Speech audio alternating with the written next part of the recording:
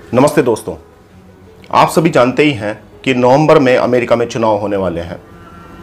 तो democratic party के राष्ट्रपति पद के उम्मीदवार जो बाइडेन कहते हैं कि भारत सरकार द्वारा लिए गए निर्णय सीएए और एनआरसी पर गलत हैं और कश्मीर में रहने वाले सभी नागरिकों को उनके अधिकार मिलने चाहिए। तो जो बाइडेन जी अपने देश की चिंता ना करके हमारे देश की चिंता कर रहे हैं, कमाल है। आइए आज हम उनके इन वक्तव्यों का विश्लेषण करके यह पता करते हैं कि उन्होंने ऐसा क्यों कहा।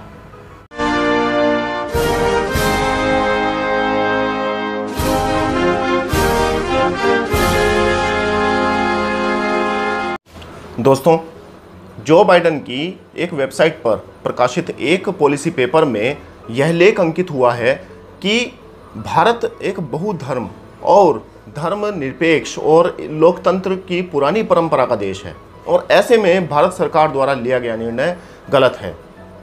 यह लेख प्रकाशित हुआ है जो बाइडेन के policy paper agenda for Muslim American communities title में। जो बाइडेन जी इतिहास में भारत को बहुधर्म और धर्मनिरपेक्ष बना दिया गया है, अन्यथा यह देश एक धर्म सापेक्ष और एक धर्म सनातन धर्म को मानने वाला था।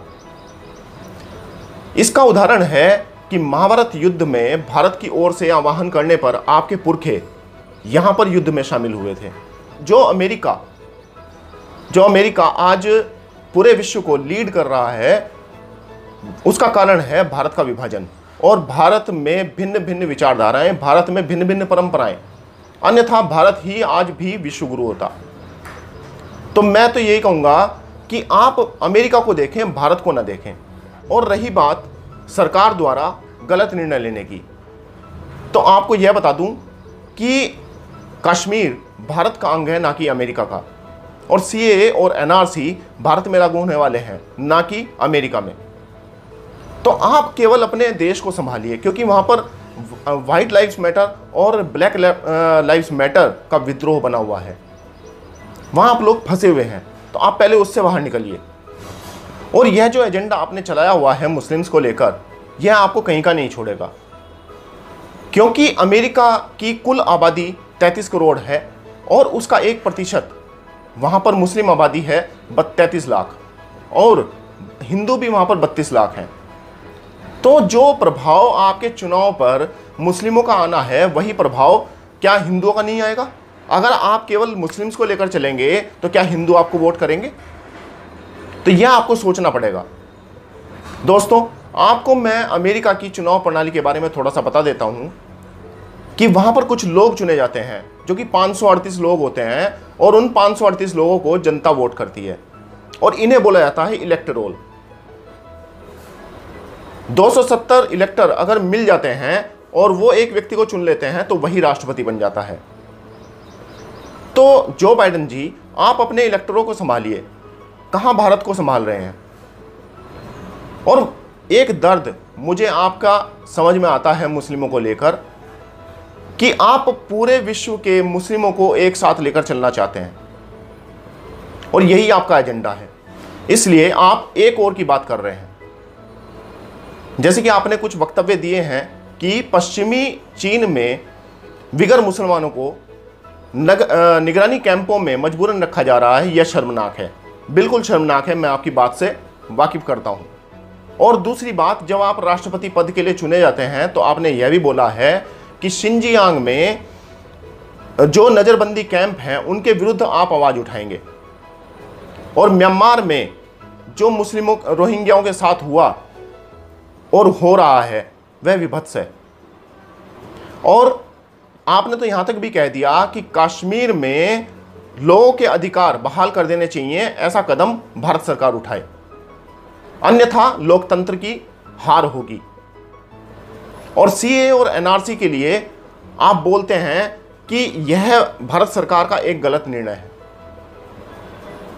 तो आपका मुस्लिम प्रेम साफ साफ झलकता है, क्योंकि आपको यह नहीं दिखाई दिया कि कश्मीर में जब यानी कि जो पंडित थे उन्हें मार मार कर वहाँ से भगा दिया गया और उनकी बेटियों के साथ बलात्कार हुए, वहाँ हत्याएं हुई, तो उस समय आपका कोई वक्तव्य इस प्रकार का नहीं आया। और आज जब वहाँ से धारा 370 हटा ली गई है ताकि वहाँ पर आतंकवाद को रोका जा सके, आपके हथियार कम बिक सकें, तो आपको दिक्कत खड़ी हो गई है, क्योंकि आप दोनों हाथों में लड्डू रखना चाहते हैं, एक तरफ मुस्लिम और एक तरफ अपने हथियार, अपना व्यापार। तो आप तो ये चाहते हैं कि कश्मीर में पुनः आतंकवाद बढ़े और आपके हथियार बिकें और आप फिर से मुस्लिमों को लेकर रोना रोएं और आप उनके खैरख्वाह बन जाएं। दूसरा, ये म्यांमार में आप क्या जानते हैं? म्यांमार में मानवाधिकार संगठन एमनेस्टी इंटरनेशनल ने पुष्टि की है कि रोहिंग्याओं ने वहां पर रह रहे मुस्लिमों के साथ नरसंहार किया। यह नरसंहार आपको दिखाई नहीं दिया, लेकिन आज जब वही अहिंसावादी देश इन रोहिंग्याओं को मारता है और उन्हें वहां से मार मार कर निकाल देता है, तो आप उनका पक्ष करते हैं, आप उन मुस्लिमों का पक्ष करते हैं, आपको हिंसा दिखाई दे जाती है। तो आपका मुस्लिमों के लिए प्रेम बिल्कुल सीधा सीधा समझ में आता है। तो दोस्तों, विश्व में पुनः एक और बाबा, एक और शांति दूत, एक लिबरल, एक उदारवादी नेता फिर से आने की तैयारी कर रहा है। वह इस विश्व को नेतृत्व करने की तैयारी कर रहा है और मुझे नहीं लगता कि जो बाइडेन जी आप हिंदुओं को अनदेखा करके और मुस्लिमों को साथ लेकर चुनाव को जीत भी पाएंगे। हो सकता है आपकी यह हार बहुत शर्मनाक हो, क्योंकि आप इतिहास से कुछ नहीं सीखते हैं। भारत का इतिहास यही रहा है कि जो राजनीतिक पार्टी मुस्लिम पक्ष में खड़ी होती है वह राजनीतिक दौड़ से बाहर चली जाती है। तो मुझे लगता है कि आपका भी यही हश्र होने वाला होगा। इसलिए आप भी केवल अपने देश अमेरिका पर ध्यान दीजिए, भारत पर नहीं, क्योंकि भारत सरकार हर निर्णय को लेने में सक्षम है और स्वतंत्र है और उसने जो निर्णय लिए हैं वह ठीक है, वह देश के हित में है।